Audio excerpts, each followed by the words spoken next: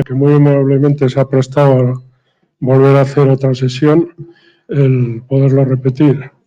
La vocalía de jubilados, comandada por el doctor Jesús Rodrigo, está día a día muriendo de éxito, que se dice, ¿no?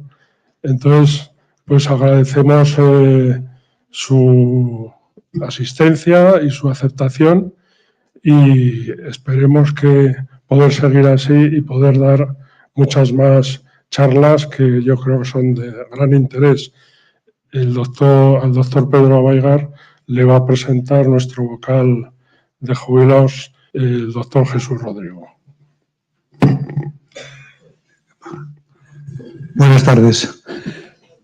Bueno, gracias una vez más por asistir un día como hoy, que el clima precisamente, aunque los de Burgos estamos hechos a ello, no nos favorece.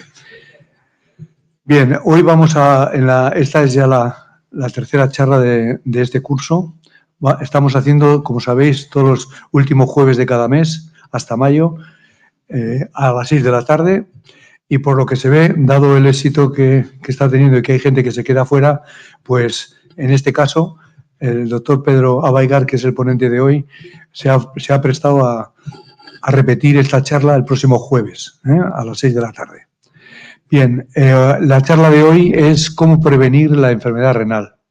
Sabéis que los riñones es un órgano, son dos riñones, un órgano fundamental que tenemos en el organismo, cuya misión principal, aunque tiene muchas, es pues depurar la sangre de los desechos del metabolismo, limpiar la sangre, de tal modo que la sangre pasa por el riñón. El volumen que tenemos un adulto aproximadamente está entre 7 y 8 litros de sangre.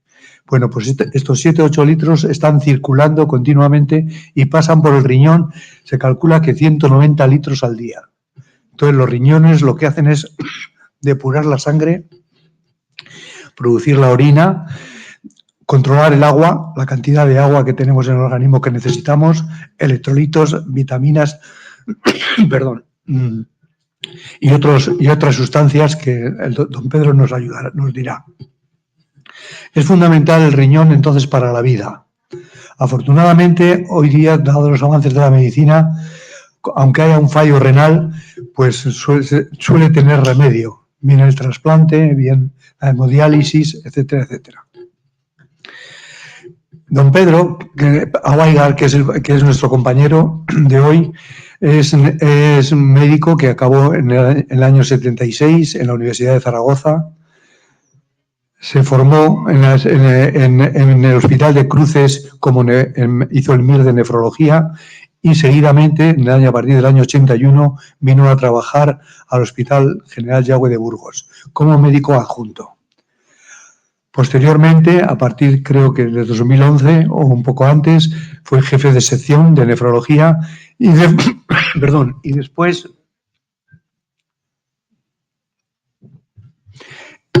jefe de servicio, hasta la actualidad, hasta el año pasado que se jubiló.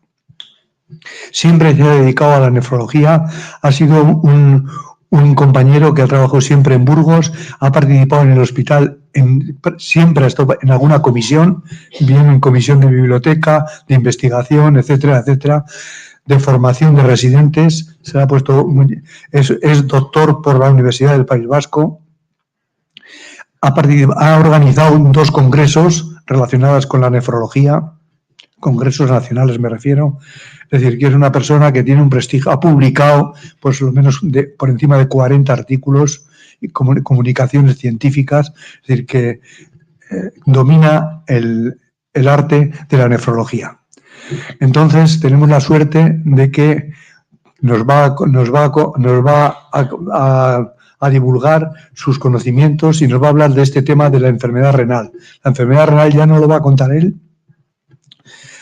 El riñón es un órgano que, salvo que bruscamente se lesione, si enferma poquito a poco, y de tal modo que la enfermedad no da la cara, salvo que le diagnostiquemos precozmente. Y se puede prevenir y se puede evitar que avance en su progreso de deterioro. Todo esto nos lo va a contar don Pedro. Pedro, cuando quieras. Bueno, muchas gracias por la presentación, que me siento acogido en el colegio y al cual agradezco pues la oportunidad que me ha dado de divulgar algo en lo que uno ha trabajado y dices, bueno, a poco que uno haya estudiado, y yo he estudiado mucho, modestia aparte, pues, en fin, deberíamos hacerlo bien. Yo agradezco su presencia, me siento cálidamente recibido aquí, he visto caras conocidas y personas con las cuales pues, nos une una cierta amistad y me da un poco de emotividad y un acicate más para tratar de exponer lo que, bueno, lo que nos ocupa hoy, que es la prevención de la enfermedad renal. Espero no defraudarles y tampoco quiero pasarme de tiempo, así que sin más preámbulo podemos entrar en materia, si os parece.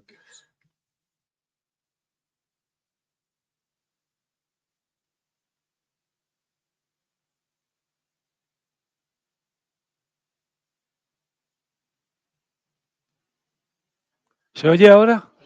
Ah, vale. No, porque me voy a salir de ahí del estrado, ¿eh? ¿De acuerdo?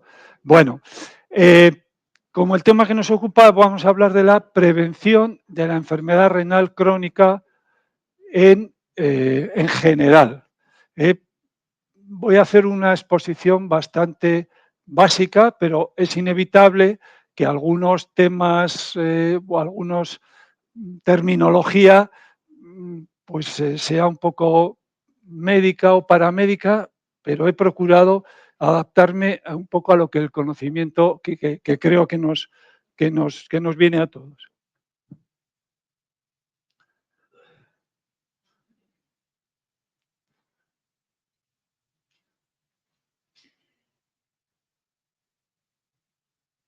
Bueno, me han dicho que tienen que grabar la charla y por eso es el motivo de que hay un poco de descoordinación entre los aparatos electrónicos.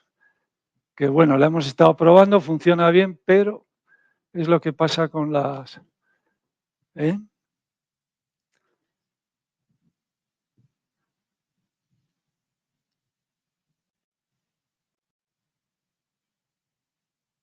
Bueno, la primera diapositiva que he puesto, la primera imagen, hace referencia al sistema, como ha dicho el doctor Rodrigo, el sistema urinario. El sistema urinario, como todos ustedes saben, pues consta de los riñones, los uréteres, que son los tubos que bajan la orina desde los riñones hasta la vejiga, donde se almacena, y luego la uretra, que es el caño por donde expulsamos la orina, más corto en las mujeres y un poco más largo en los varones. Bien, esto es una imagen cortada de frontal de un riñón en el que he tratado de resumir cómo entra la sangre en el riñón. La sangre procede del corazón, del gasto cardíaco, como ha dicho el doctor Rodrigo. O sea, el gasto cardíaco es el volumen de sangre que impulsa el corazón. Una parte de él va a los riñones. Aproximadamente un 20% de la función del corazón se dirige hacia los riñones, teniendo en cuenta que los riñones son unos órganos que pesan aproximadamente 200 gramos. No sé si ustedes, algunos seguro que sí, porque veo caras de gente mayor que habrá visto en la matanza, cuando abrían el cerdo, lo veíamos, pues los riñones del cerdo son muy, muy, muy parecidos a los del ser humano, en peso, en tamaño y en el sitio donde están localizados. Bueno, entonces la sangre procede del corazón sin filtrar y se dirige por la arteria renal y se ramifica en las arterias de pequeño tamaño hacia la periferia. En esta zona de la periferia, de la zona más distal del riñón, es donde están las unidades funcionales de los riñones, es decir, donde se fabrica la orina. Después, una vez que la sangre ha circulado por ahí y parte ha sido depurada, porque no se depura el 100% de lo que entra, sino solo una parte, como es lógico, ¿eh? y retrocede por el sistema venoso otra vez hacia el corazón. La orina formada, ¿dónde se recoge? Se recoge en estas zonas que se llaman pirámides renales, que son como unas copas que tienen forma de cáliz, y es ahí en esa zona donde las gotitas de orina que se van formando se van cayendo, y de ahí, de esa zona, pasan a la pelvis renal, que es esta zona de aquí, y luego por el uréter y van a la vejiga. Bien, pero ¿dónde se forma la orina? Pues la orina se forma en lo que hemos llamado la unidad funcional, que es la nefrona. La nefrona consta de una arteria eferente que se llama, que es yo he puesto aquí la arteria renal, pero en realidad la sangre que viene de la arteria renal se llega al glomérulo. ¿Y qué es el glomérulo? El glomérulo es esta imagen de aquí que les he puesto, es un ovillo capilar, que es un ovillo como los ovillos de los hilos, pues eso está formado por capilares. ¿De qué tamaño?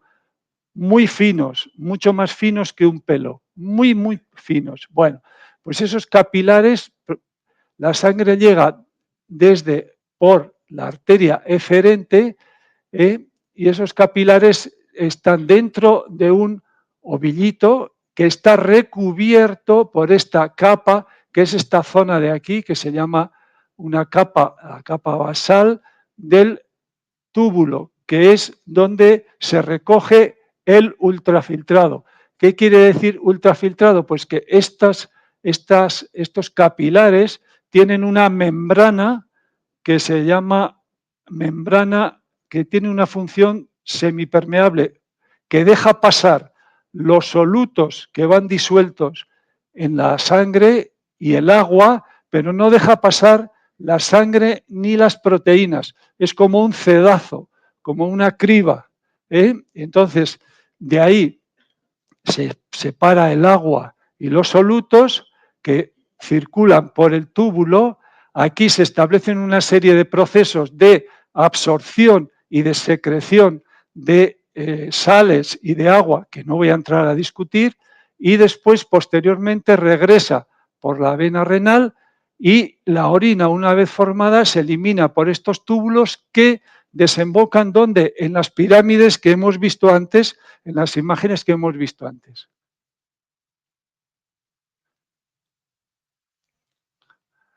Bueno, espera, me parece que me he colado una. No. Vaya. ¿Por qué son importantes los riñones?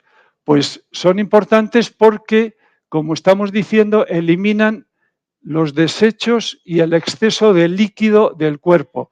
Todos ustedes en la vida sabemos que si yo bebo 2 litros de agua, pues los elimino relativamente rápido. Si bebo medio litro de agua, cuesta más tiempo porque el organismo lo retiene, ¿no?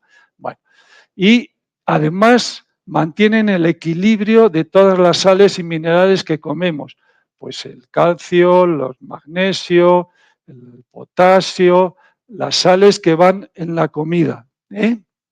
Y además regulan unas hormonas que tienen una gran importancia en la homeostasis, en el equilibrio del organismo. ¿Y cuáles son las principales? He puesto solo las principales. Una de ellas es la que controla la presión arterial.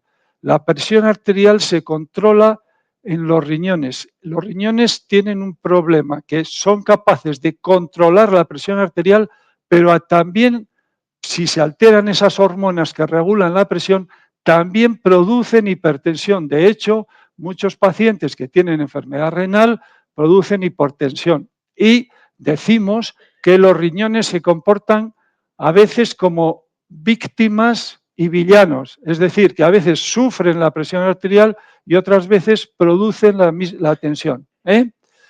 Otra hormona que producen, muy interesante, es una hormona que producen los glóbulos rojos de la sangre, es decir, la sangre.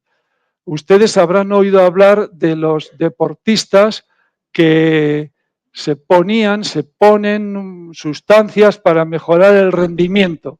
Bueno, pues inicialmente se ponían una sustancia, una hormona que es regulada por el riñón, que se llamaba la eritropoyetina. No sé si les sonará. Pues bueno, esa hormona es la que regula la masa de eritrocitos, de glóbulos rojos que hay en la sangre. Pues eso lo regula el riñón. ¿Cómo? Bueno, complejo, pero no lo voy a decir. Y otro aspecto importante a tener en cuenta es que los riñones tienen un papel preponderante en la regulación del metabolismo mineral, del metabolismo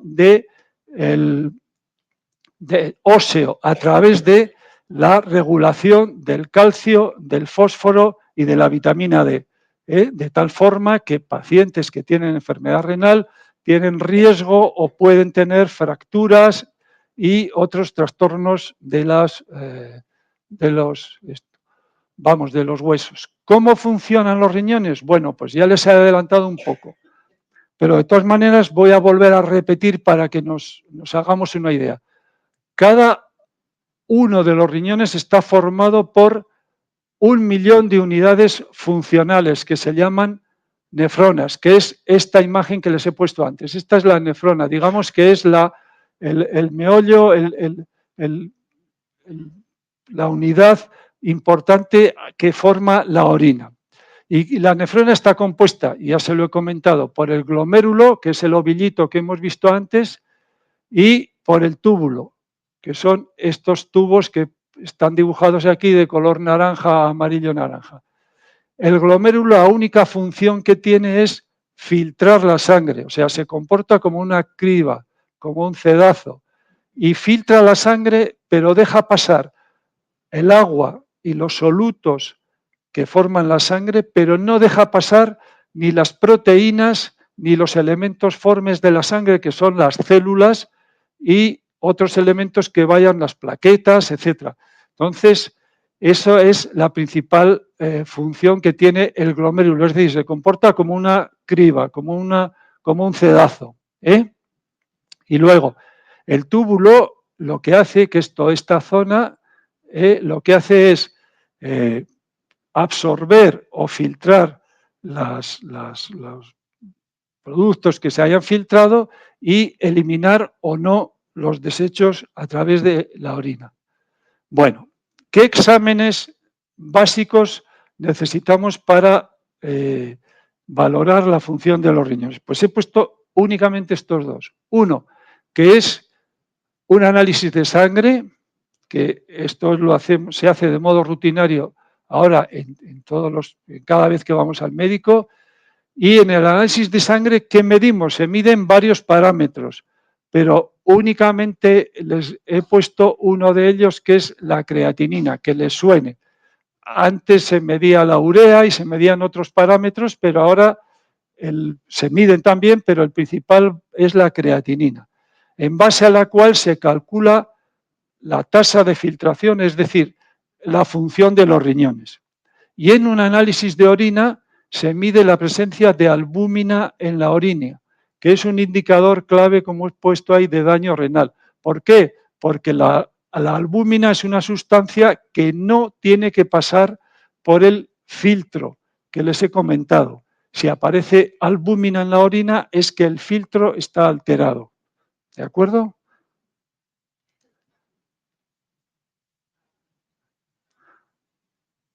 Un momento. Joder. Ahí se me salta una diapositiva. Esto es. Por tanto, ¿qué es la enfermedad renal crónica? Pues la enfermedad renal crónica se define de modo muy simple. Es una disminución de la función renal mantenida durante 3 meses o más. Por tanto, en un análisis único no se puede decir. Hay que esperar un periodo de tiempo y repetir, y entonces sabremos si tiene o no tiene enfermedad renal un paciente. Y como ha dicho el doctor Rodrigo antes, suele ser asintomática, es decir, que no nos enteramos, que no nos da síntomas. Pocas veces da síntomas hasta que no tenemos ya una enfermedad renal avanzada.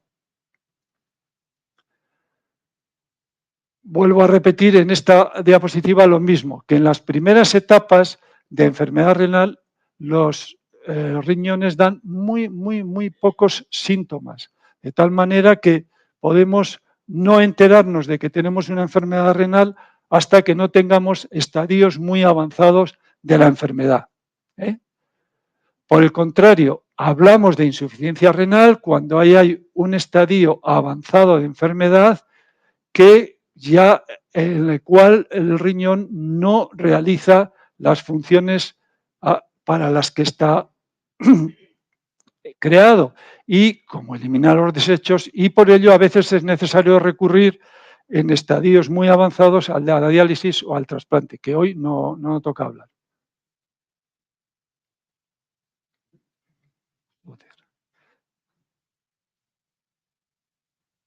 Pues no sé darle. No, ya está. Ya, vale. Bueno, pero en esta quiero expresarles cómo se mide la función de los riñones. Hemos hablado de enfermedad renal, pero ahora hay que decir, bueno, ¿y cómo medimos la función de los riñones? Pues se mide mediante el análisis de esa sustancia que les he dicho antes, que es la creatinina. La creatinina es una sustancia que procede del metabolismo de las proteínas musculares, de tal manera que todos nosotros producimos esa sustancia y tiene la ventaja de que se produce de modo constante, continuo y equilibrado a lo largo del día, y es relativamente fácil de analizar. Cada uno de nosotros, hombres, mujeres, produce la misma cantidad de acuerdo a su masa muscular, y por eso es relativamente sencillo. Bueno, y tiene la ventaja de que lo que se produce se filtra en el glomérulo y luego se elimina. Y si medimos esa cantidad que se elimina por unidad de tiempo, que lo expresamos en minutos, se calcula lo que se llama la tasa de filtrado glomerular o función renal. ¿Y cuándo definimos enfermedad renal crónica? Cuando esta tasa es menor de 60 mililitros minuto. Atención a este dato, menor de 60. ¿Y qué es la albuminuria? Que ya hemos dicho antes que es otro marcador de enfermedad renal, pues es la presencia de una determinada cantidad de albúmina en orina. Habitualmente no tiene que haber albúmina en la orina, y cuando hay albúmina ya decimos que este paciente tiene o puede tener un daño renal. ¿Cuánto albúmina se considera aceptable? Pues bueno, más o menos hasta 30 miligramos. A partir de 30 miligramos ya se considera que no es que hay una lesión. Y para estandarizar este valor, estandarizar quiere decir para ajustarlo a la población, a que todo sea comparable y medible en las mismas personas, se ajusta a la creatinina. Porque ya he dicho que no es lo mismo la producción de creatinina en una mujer, en un varón, en un joven, en un mayor, etcétera. ¿De acuerdo? Entonces, por eso es. ¿Y qué refleja la presencia de albuminuria? La presencia de albuminuria refleja la primera alteración que hay en ese capilar que les he comentado, en esos poros. Normalmente es la proteína que no tiene que pasar por el poro, y si pasa, refleja que hay una lesión en el endotelio. ¿Qué es el endotelio? La capa interna por la que circula la sangre, en los capilares. ¿Y eso dónde se altera? Pues tiene la peculiaridad de que es lo primero que se altera cuando tenemos la tensión alta, mal controlada, o somos diabéticos, o tenemos el colesterol, el tabaco, etc. Bueno, ¿cómo podemos verlo en nuestros análisis? Ahora que mucha gente, muchos de nosotros tenemos la APP, perdón, la la app del SACIL en el móvil, pues ahí se ve, ahí vemos los análisis, si ustedes los ven, llega con un poco de retraso, pero llegan los análisis y los podemos ver ahí. Entonces, cuando los veamos hay que entender un poco qué vemos, ¿eh? Y entonces por eso les he sacado la foto de la función que viene tal y como viene en el papel. Bueno, y me voy a entretener un poquito en explicarle. Y dice, en este caso, estimación del filtrado glomerular, que les he dicho antes, tasa de filtración glomerular. Aquí pone la fórmula por la que se hace, CKD-EPI. Esta es una fórmula aceptada internacionalmente y a la que estamos sujetos prácticamente todo Occidente. Digamos que es una norma que ha aceptado todo el mundo científico, pero tiene algún inconveniente, como luego comentaré. Bueno, pues según esa fórmula, que tiene en cuenta la edad, la creatinina y el sexo de la persona y la raza, porque antes no he comentado, pero algunas personas como de raza negra tienen creatininas más altas porque tienen más masa muscular, pero en el caso nuestro no nos ocupa. Bueno, entonces diré que, que aquí nos dice que esta persona tiene un filtrado glomerular mayor de 60 mililitros de filtrado glomerular y nos dice normal o compatible con enfermedad renal crónica estadio 1. ¿Por qué nos dice eso? Porque puede darse el caso de que una persona tenga un filtrado normal y tenga albuminuria o proteinuria. Y si tiene albuminuria o proteinuria ya es un signo de enfermedad renal, aún teniendo función renal normal. ¿De acuerdo? Entonces, eso para que lo entiendan. Luego viene aquí otros grados de enfermedad renal que no voy a decir, pero si ustedes lo ven y tienen esta, pues parecido, no sé, un valor de 70 o 60 o por ahí, pues bueno, está bien. ¿De acuerdo? Bueno.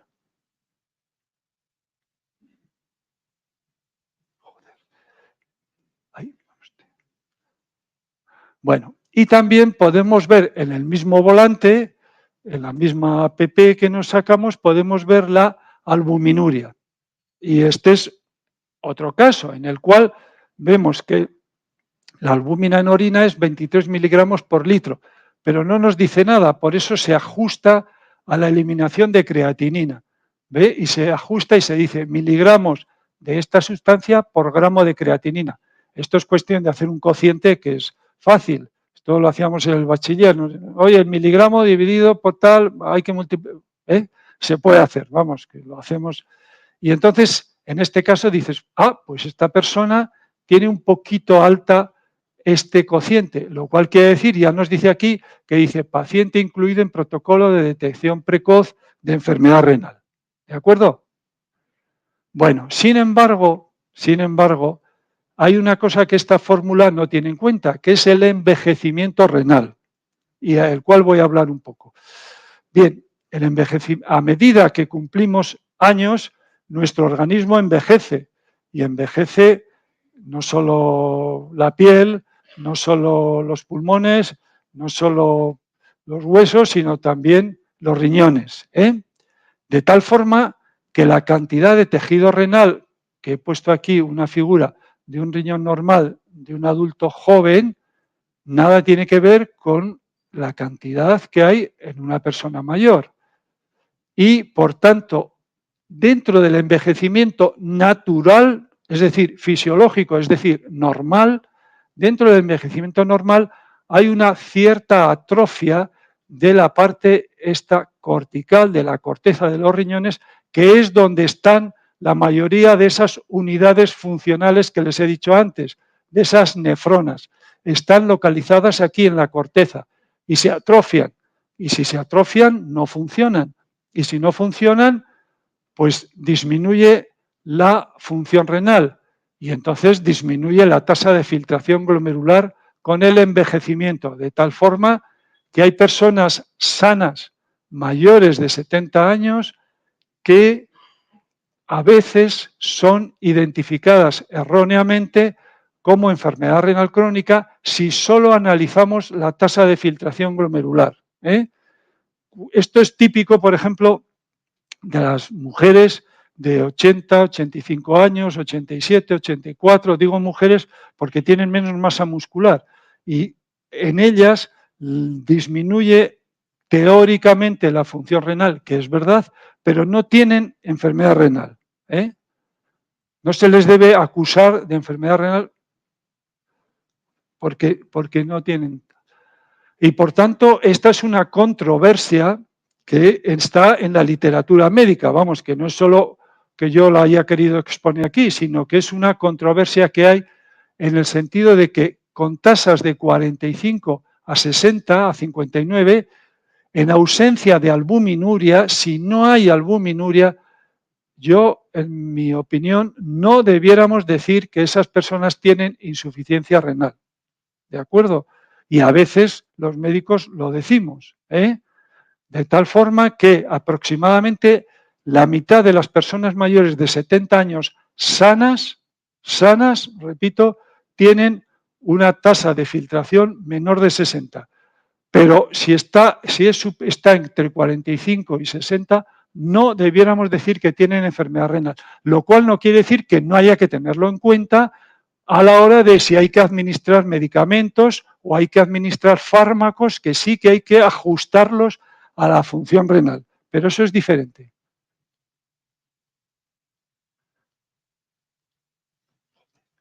Bien, me disculpan por esta diapositiva, que a mí me gusta, es un poco compleja, no compleja, pero bueno, en esta diapositiva he puesto la tasa de filtración glomerular en medida en personas áreas, en varios decenas de miles de pacientes. De tal manera que en la primera columna observan la edad, 25 años, 75. En la última columna observan la tasa que tienen estas personas, de tal forma que una persona de 25 años, la media, es decir, la suma de todas las personas de 25 años, su filtración dividida por el número de personas, resulta que tienen una tasa de 107, o sea, perfecta. La tasa de 75, la media en personas de 75 años está en 76, ¿qué decimos? ¿Vale? Bien, no digo que no, pero hay un grupo de pacientes que están aquí que he puesto límite de referencia inferior, es decir, personas sanas que están en el rango inferior de la normalidad y aquí en el límite superior. Y es un grupo amplio. Bueno, pues esto se ajusta a una función matemática que se llama la campana de Gauss, que a algunos les sonará del bachiller, que lo estudiábamos, y que es una función estadística que define un grupo o un control de datos o un grupo de datos de acuerdo al valor, a dos valores, la media y la desviación estándar. La media está en este punto y refleja el valor medio. Y la desviación estándar, que está entre paréntesis, mide la dispersión, es decir, cómo están separados de un determinado valor de la media. ¿Por qué digo esto? Esto se usa mucho para la talla, el peso, etc. Y también para la función renal. Lo único que quiero hacerles notar es que estos valores que están aquí, que son normales, estos valores están por este lado y estos otros valores están por este otro lado, es decir, están en la colita de la campana. ¿Eso quiere decir? ¿Qué quiere decir? Que dentro de la normalidad se establece como en la talla. Hay gente que mide 1,90, pero hay gente que mide 1,60. ¿Qué quiere decir? ¿Que el de 60 es pequeño o enano? No, es una talla normal, pero está en el lado izquierdo. ¿Y el que mide 2 metros, que es un gigante? No, está, pues con esto quiero representar lo mismo. ¿De acuerdo?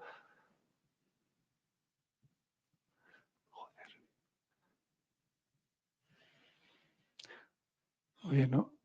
Bueno, ¿y cuáles son los factores que hemos de tener en cuenta, ya un poco centrándonos en la enfermedad renal, para evitar la aparición de enfermedad renal o si tenemos enfermedad renal para evitar el deterioro. Pues los factores principales son conocidos, ya les suena aburridos, que son, perdón, la diabetes, que el exceso de azúcar daña específicamente los vasos sanguíneos de todo el organismo, no solo de los riñones.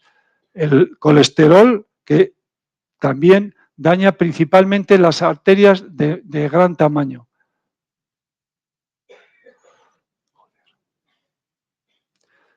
La tensión alta, que también daña las arterias. La obesidad, que está asociada a la diabetes, a la hipertensión y a otros factores también ya bien conocidos. El consumo de tabaco, que no nos cansamos de repetir, que es un factor clave, y como luego lo veremos, en la aparición y desarrollo de enfermedad renal. Y luego, por supuesto, los antecedentes familiares, porque hay algunas enfermedades renales que son hereditarias. No muchas, pero las hay. Bueno, y me gustaría reflejar en esta diapositiva, les pido disculpas porque está en inglés, y es un estudio que ha aparecido en diciembre en diciembre del 24, que relaciona, desde mi punto de vista, muy interesante, que relaciona el sexo y los factores cardiometabólicos en el deterioro de la función renal. Entonces, es un estudio de cohortes, quiere decir que es un estudio de una población muy amplia de 1,1 millón de adultos, de personas adultas como nosotros, que les han seguido desde el año 2013 al 2020 y que les han medido la función renal con la fórmula esta que les digo. Bueno, pues, ¿qué han observado? Les resumo. Han observado que los varones, o sea, hombres mayores de 73 años que tienen diabetes, que han tenido algún problema cardíaco y que son fumadores, tienen mucho peor pronóstico, empeora la función renal en estos pacientes mucho más que en las mujeres que, aun siendo fumadoras y diabéticas y también con fallo cardíaco, no se sabe por qué, probablemente por factores hormonales, desarrollan menos enfermedad renal crónica. Por tanto, los factores estos que hemos hablado, estos factores establecidos, primero se dan con mayor frecuencia en hombres, como he puesto ahí, y en particular después de los 73 años. Y que hay diferencias entre los hombres y las mujeres con estos factores de riesgo asociados al empeoramiento de la función renal. O sea que eso lo tenemos que meter en el meollo, en la cabeza. Y aunque sea duro de meter, y aunque sea repetitivo, y que el tabaquismo y la insuficiencia cardíaca tuvieron asociaciones muy poderosas con el deterioro de la función renal en estas personas. Y los hombres tienen o tenemos mayor riesgo de insuficiencia renal que las mujeres. Y esto es verdad. O sea, es verdad. ¿Esto dónde se ve? Yo he visto las estadísticas de diálisis y de trasplante y hay pues un 70% de varones y un 65% o 60% de mujeres. ¿De acuerdo? Por tanto, ¿qué podemos hacer para cuidar los riñones? Bueno, pues ya lo podemos deducir. Tendremos que centrarnos en la presión arterial, abandono del tabaco, buen control de la diabetes, pérdida de peso, hay que bajar la barriga, ¿de acuerdo? Y no tomar alimentos procesados, alimentos preparados, precocinados que compramos en el supermercado, que son baratos y son buenos, yo lo reconozco, que son gustosos, porque los hacen muy bien, es verdad. Y por tanto, ¿qué podemos hacer para cuidar nuestros riñones? A ver, primero, controlar las cifras de tensión. ¿Qué valores de tensión si somos hipertensos, debemos exigir, o sea, debemos exigirnos valores menores de 130/80. Hago una salvedad en general con las personas mayores y vuelvo a citar a las personas mayores de 80 años, 85, varones o mujeres, en los cuales pretender conseguir estas cifras a veces es difícil, a veces es peligroso y a veces no lo conseguimos, puesto que o sea, bajar la presión arterial a una persona de 88 años que ha estado toda su vida acostumbrada a tener 150, pues a lo mejor no es conveniente, cuidado. Eso no digo que no sea deseable, pero si tiene efectos secundarios, pues del tipo de me mareo, no puedo estar de pie, pues vale más que esté con 140, con 14 de sistólica o con 15, que no empeñarnos en dejarle en 13. Y otra cosa, a nuestra edad, y ya yo voy entrando en esa edad, es mucho más peligrosa la presión arterial, la sistólica, la alta, que la baja, ¿de acuerdo? Así que nos tenemos que centrar en la sistólica. Para los que estamos aquí, en la edad que estamos aquí, sistólica, ¿de acuerdo? Bueno, los diabéticos, pues control riguroso de la glucemia. ¿Cuánto? Cuanto más bajo, mejor. Deseablemente menor del 7%. Problema, que eso da riesgo de hipoglucemias, de bajadas del azúcar. Bueno, colesterol, pues esto ya saben que hay uno malo y otro bueno, el malo que es el LDL y no hay más solución que tomar pastillas. La dieta hace poco o nada para bajar el colesterol, así que si tenemos colesterol alto no nos queda más remedio que tomar pastillas y no hay otra. Y por supuesto a los fumadores, ni qué decir tiene, que lo decimos por un lado y por otro, que hay que abandonar el tabaco, que no sé si se hace. Y por último, y termino, para recordar, la enfermedad renal crónica produce pocos síntomas. Por tanto, podemos darnos un susto si no lo analizamos y lo valoramos adecuadamente. Frecuentemente se asocia a lo que me he cansado de repetir, tensión alta, diabetes, colesterol y tabaco. Y por tanto habrá que controlar esto. Y tenemos que ser metódicos en detectar y controlar estas enfermedades. Vuelvo a insistir con el dichoso tabaco. Y, por último, debemos acostumbrarnos a comer todos dietas pobres en sal. ¿Y qué es una dieta pobre en sal? Una dieta menor de 5 gramos de sal al día. ¿Y cómo sabemos nosotros si tenemos 5 gramos o no?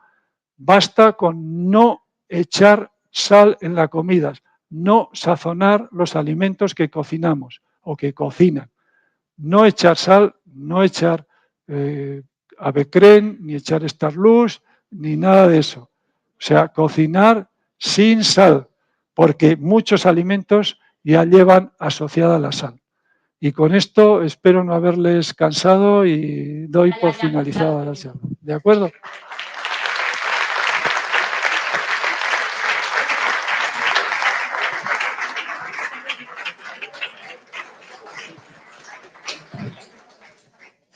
Así que pasamos al turno de preguntas.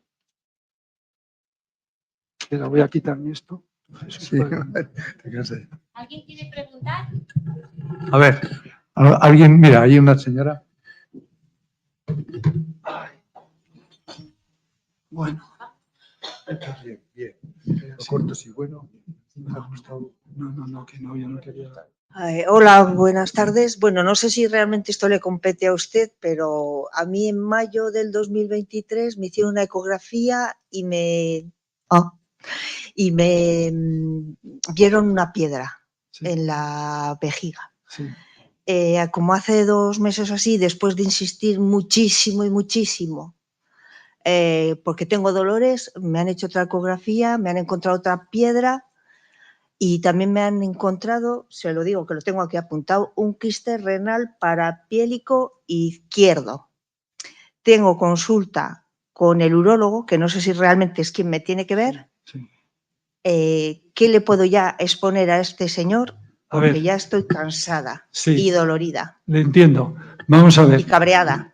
También le entiendo. Vamos a ver. Vale. Son dos cosas diferentes que no van asociadas. Bien, quiste parapiélico. Los quistes parapiélicos es un quiste que está ahí en la zona parapiélico cerca de la pelvis renal, ahí en esa zona donde se recoge la orina. Muy frecuentes en las personas cuando cumplimos más de 50 años. Más del 50% de los que estamos aquí, que tenemos más de 50 años, tendremos algún quiste. Yo tengo quistes, ¿de acuerdo? Es un quiste simple, benigno, no tiene ninguna trascendencia, no hay que hacer nada, ¿de acuerdo? No se tiene que preocupar. De eso olvidarse. Sin embargo, la piedra en la vejiga sí que le da problemas. Entonces, ¿qué hay que hacer? Hay que extraerle esa piedra, hay que hacerle litotricia.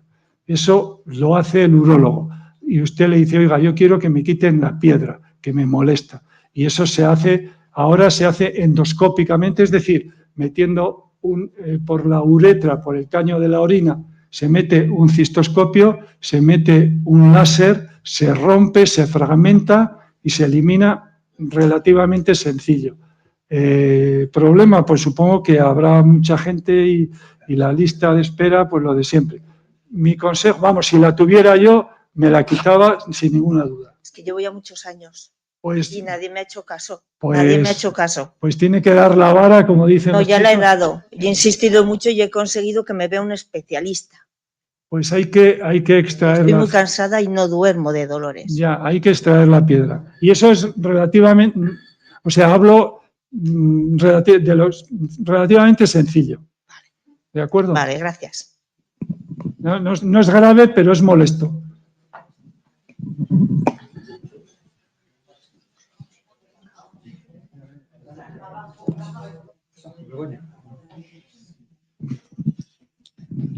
Hola, buenas tardes. Yo tengo en orina algo de sangre, pero no se ve. Y ya me han mirado, dice que relativamente es normal. Lo llevo hace mucho tiempo, pero dice que es normal, que no me han encontrado nada. Bueno, a ver, la presencia de sangre en la orina es un problema clínico relativamente frecuente. En principio, si le han hecho un estudio, deduzco que habrán descartado y habrán visto que no hay problemas graves. Hay una determinada cantidad de sangre tolerable en la orina, pero no sé exactamente cuánto será. Si lleva muchos años, lo probable es que sea benigno.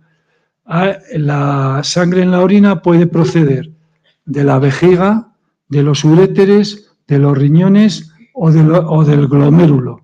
Entonces supongo que le habrán mirado y habrán dicho que eso se ha descartado y que razonablemente no tiene nada grave. ¿Si tiene proteínas en la orina o no se acuerda?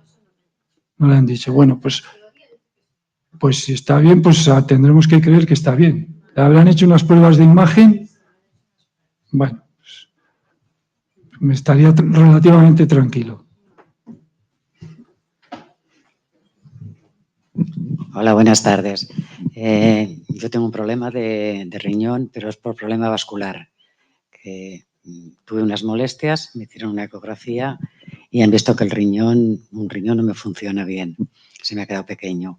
Me funciona todavía algo. No sé si me pondrán un stent para que le llegue bien el riego o me lo dejarán. ¿Qué me aconseja? A ver, si el riñón es pequeño, significa que lleva tiempo o mucho tiempo con mal riego o mal flujo y se ha atrofiado. Bien, si no le produce tensión alta. Sí, últimamente sí. Claro, la duda es si la tensión viene de ese riñón o no. Si le ponen un stent, lo probable es, bueno, seguro que el riñón no aumenta de tamaño. No, eso ya sé que no. Eso se va a quedar atrofiado. Y la única cosa, si la hipertensión es muy rebelde, pues podría ser beneficioso ponerle un stent que a veces es causante, como he dicho antes, que es víctima y villano de la tensión. ¿Me entiende? Hombre, yo intentaría, antes que ponerle un stent, puesto que yo se lo pondría o le sugeriría ponérselo si se pudiera recuperar función renal o si tuviera una tensión arterial no controlable o difícilmente controlable con pastillas. Si no, a lo mejor no haría nada.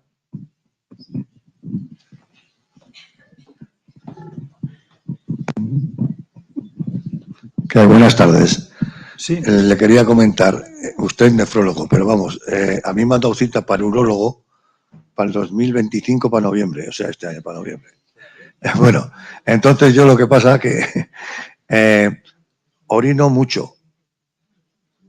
No sé si eso es algo de la ¿cómo se llama? De la próstata. De la próstata o algo y tal. Tengo 71 años. No lo sé. ¿Le puedo hacer unas preguntas? Y ¿o no? tomo unas pastillas, tomo unas pastillas y, en fin, no lo sé, para que me vaya hasta No, que me vean, claro. A ver, le digo si le puedo hacer unas preguntas o Sí, no. sí, claro. Bueno, supuesto. ¿se levanta por la noche a orinar? Sí, ¿Cuántas veces? depende de lo que beba, igual. 3, 4, 2, 1. Y nota que el chorro de la orina, vamos, que no meaba más allá de lo... Poquito. Bueno, pues eso es un problema de próstata, De próstata, claro. sin duda. Ya. ¿De acuerdo? O sea, que Por eso. eso es que tendrá, es que no he dibujado ahí en la imagen, la próstata está después de la vejiga. Entonces, está en el caño de la orina. Es una glándula que tiene un tamaño de una castaña aproximadamente y por el centro de la misma pasa el conducto de la orina. Si aumenta de tamaño, disminuye el diámetro y entonces hay dificultad al orinar, se tiene menos fuerza, chorro fino, sin fuerza, no vacía bien, le cuesta arrancar y si se descuida tiene que buscar un sitio porque si no se orina. Pues eso es de la próstata. Muy bien, gracias. Seguramente irá a peor.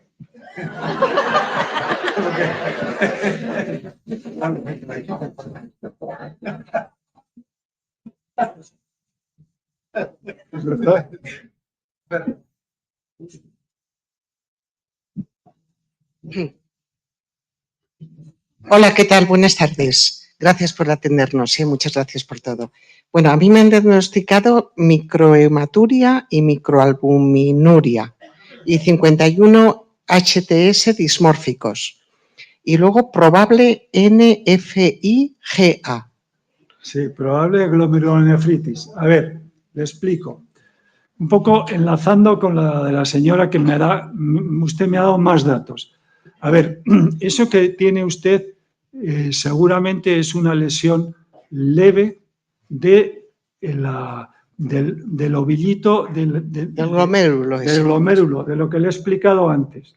Tiene un poquito de albúmina y tiene un poquito de hematíes en la orina. Bueno, normalmente no tiene que haber sangre en la orina y normalmente no hay proteínas en la orina, pero en el caso suyo lo más probable es que esté alterada la criba esa, los poros, y por eso aparece un poquito de albúmina. Bueno, como la cuantía es pequeña, o sea que tiene poca cantidad. Yo es que no me he enterado muy bien y perdone que le moleste. Aquí pone evolución, evolución EPA 131, 76 mmHg, luego FC 87 IPM. Pone estable clínicamente y luego HB12, creatina o creatín 0,7, NA 143K, Bueno, 4,7. A ver, sí, le cuento. Sí. O sea, tiene función renal normal. ¿De acuerdo? Eso de NA es sodio, potasio, etc. Bueno, vale. Eso es normal. La creatinina es 0,7, que para una mujer, y ya le digo yo con seguridad que eso es normal. La función de los riñones suyos es buena, lo único que tiene una leve alteración en la membrana, en la capita esta del glomérulo, y que deja escapar un poquito de albúmina y un poquito de sangre, porque eso que dice que tiene hematíes dismórficos, sí. ¿Qué significa? Que los glóbulos rojos pasan por el filtro, pasan por el tubulito a la orina y se rompen un poco, no tienen la característica que tienen de disco y se rompen y son dismórficos. Eso significa. Mi papá murió de cáncer de riñón y... No tiene nada que ver y no se tiene que preocupar Vale. por esto. Entonces, yo que hoy por hoy no tenía la tensión arterial alta, pero sí que me han mandado el Ramipril 2,5 miligramos en la cena. A ver, le explico. Me gustaría no tomarlo, la verdad, porque... No. A ver, el Ramipril... Lo estoy tomando Sí. porque hago lo que me mandan. Pero... Escúcheme. Le voy a explicar por qué. Gracias. El Ramipril es un fármaco que actúa en eso que he puesto ahí, que se llama arteriola aferente y arteriola eferente. Entonces, lo que hace el Ramipril es abrir un poquito más la arteriola eferente, la que sale del glomérulo después de la filtración. Había una que salía entonces abre un poquito ese diámetro, entonces filtra menos sangre, la presión de filtración disminuye y disminuye un poquito la albúmina en la orina.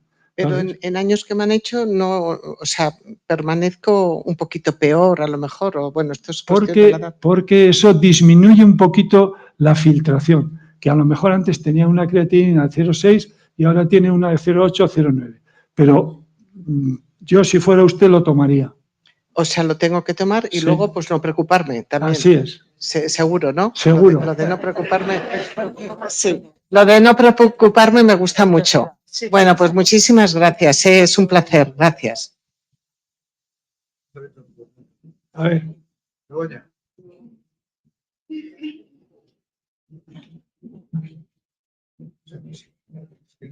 No. Pero ya ves que aquí hay que saber de todo un poco, si no. Con el tema de los alimentos que hay que procurar no tomar, los procesados, pero los no procesados, los normales, ¿son todos recomendables? Por ejemplo, a mí me recomendaron no tomar chocolate ni frutos secos. A ver, el chocolate y los frutos secos entiendo que serían porque perdón, tienen mucho potasio.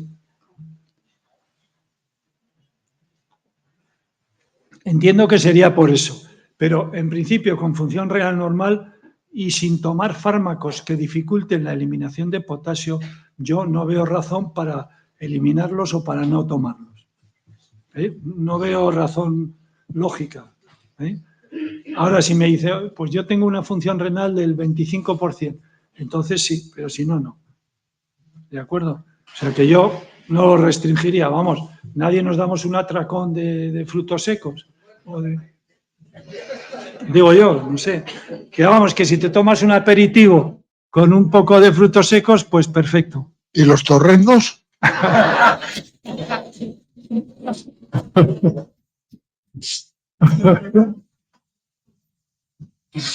Ay, Dios.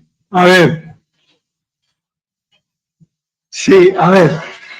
Ya he dicho, vamos a ver, he dicho antes que el colesterol de la dieta no se modifica si hacemos una dieta estricta, es decir, si no comemos, si dejamos de comer los torrendos. Es decir, si yo tengo el colesterol alto, hombre, si me pego un atracón de torrendos, ¿qué ocurre? Si me hacen el análisis a las 2, a las 6 u 8 horas, sí se altera, ¿no? Pero pasado un tiempo no se modifica.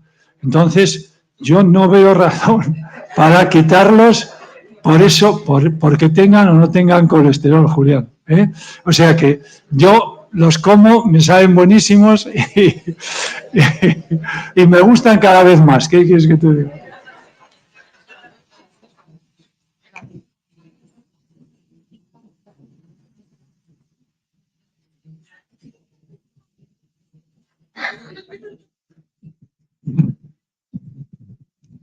Buenas tardes, doctor.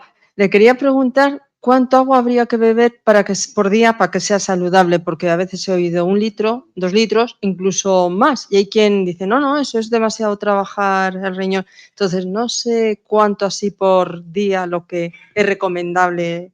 En general hay que beber únicamente para quitar la sed. Nadie, o sea, me dice, ¿hay que beber 1 litro? Pues yo si no tengo sed no bebo agua. Y si tengo sed bebo agua, sin más. porque, les voy a decir, he leído hace poco un estudio para mi sorpresa, un estudio en Suecia y Dinamarca, que han observado que la propaganda que se ha hecho también aquí en la tele, en los días de calor intenso de 40 grados, no, hay que beber mucha agua para no deshidratarse, bla, bla, y hay que beber agua, Eso lo hemos oído todos, ¿o no? Bueno, pues en Suecia y en Noruega, que lo miden todo, pues midieron una cosa que ha dicho la señora, que es el sodio, en un grupo de pacientes mayores de 70 años. Y curiosamente se dieron cuenta de que en esos pacientes el sodio disminuía y les provocaban ingresos hospitalarios. Es decir, que era más perjudicial que conveniente el beber el agua. Bueno, no voy a decir por qué, pero yo lo leí 2 veces el artículo, digo, pero si esto lo defienden, que yo he oído defenderlo a médicos, ¿no? Y no estoy de acuerdo con ellos. No hay que aconsejar beber agua, ni siquiera en los días de calor, porque tenemos un mecanismo de defensa que es la sed. Cuando tengo sed, bebo agua y punto. Diferente es que estás en el desierto y no tienes, entonces no. Pero si no, no. Gracias.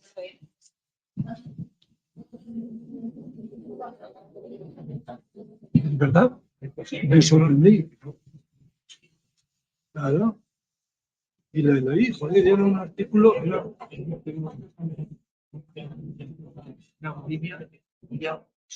Claro, pero sabes que el clima no cambia. Hola, buenas tardes. Gracias por su información, que es muy completa y nos está gustando. Le quería comentar, a mí me han detectado en una analítica de orina proteinuria. No sé lo que es, pero me han dicho que hay que seguir analizando por descartar una enfermedad renal. ¿Yo puedo hacer algo tipo alimentación o algo que me pueda favorecer el que eso no vaya más? A ver, primero me gustaría preguntarle si sabe la cantidad de proteínas en la orina. Pues no, porque no lo he visto. Ahora cuando he visto la analítica, que lo puedo yo mirar, lo miraré, pero... Vale, en principio, si le han dicho que tiene proteinuria, eso significa un estadio más, algo más que albúmina. Es decir, que tendrá más cuantía, ¿me entiende? O sea, que probablemente eso tiene lo que nosotros llamamos una proteinuria clínica. Es decir, si se confirma, o sea, si usted ve que dice, uy, pues tengo medio gramo 24 horas, o 1 gramo, o 1,5 gramos, o 2 gramos, no lo sé. Si tiene proteinuria, sí que refleja, hay que hacer hay que ver si se ajusta con la creatinina, pero en principio sí que se refleja que eso es una enfermedad renal, ¿de acuerdo? Incipiente, pero enfermedad renal. Lo que hay que mirar es si va asociada o no a sangre en la orina, porque el pronóstico es diferente, y luego hay que mirar qué tipo de proteínas son las que pierden en la orina, ¿sabe? Por eso habrá que hacerle un estudio. Y luego hay que cuantificar cuánta proteína pierde. No es lo mismo perder 700 miligramos, que tiene poca importancia, perder 1 gramo, que tiene poca importancia, que perder 5 gramos. ¿Me entiende? Uh-huh. ¿Y la alimentación yo puedo modificar algo? Quiero decir, he visto que el sodio, el potasio y esto, no. Si como yo frutos secos o chocolate, incremento. No. Eso sí que me como. No, desgraciadamente no. Se puede hacer. ¿Yo no puedo hacer nada? No, nada. No. Nada, es que le estudien y ya está, sin más. Vale. No digo porque me comía todos los días un plátano y entonces eso yo sé que tiene mucho potasio. No tiene nada que ver. Se le podría poner lo que le han puesto a la señora de que me ha preguntado antes, el Ramipril. Eso sí, 2,5 o 5 miligramos. ¿Me entiende? Vale. Si tiene, por ejemplo, pues 1 gramo o así, o 1,5 gramos, pues a lo mejor con un fármaco de esto sería suficiente. Vale, muchas gracias.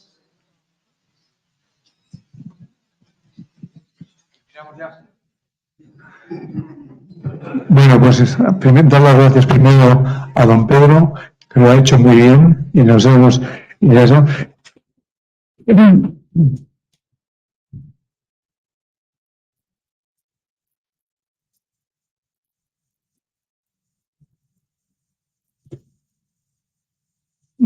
Gracias por vuestra asistencia. Seguiremos con estas charlas. La próxima es el último jueves del mes de febrero. Es sobre envejecimiento activo, que lo va a dar el doctor Álvaro da Silva, que es médico geriatra en el centro de Fuentes Blancas. Es también un señor que domina el tema y sabe de qué va esto.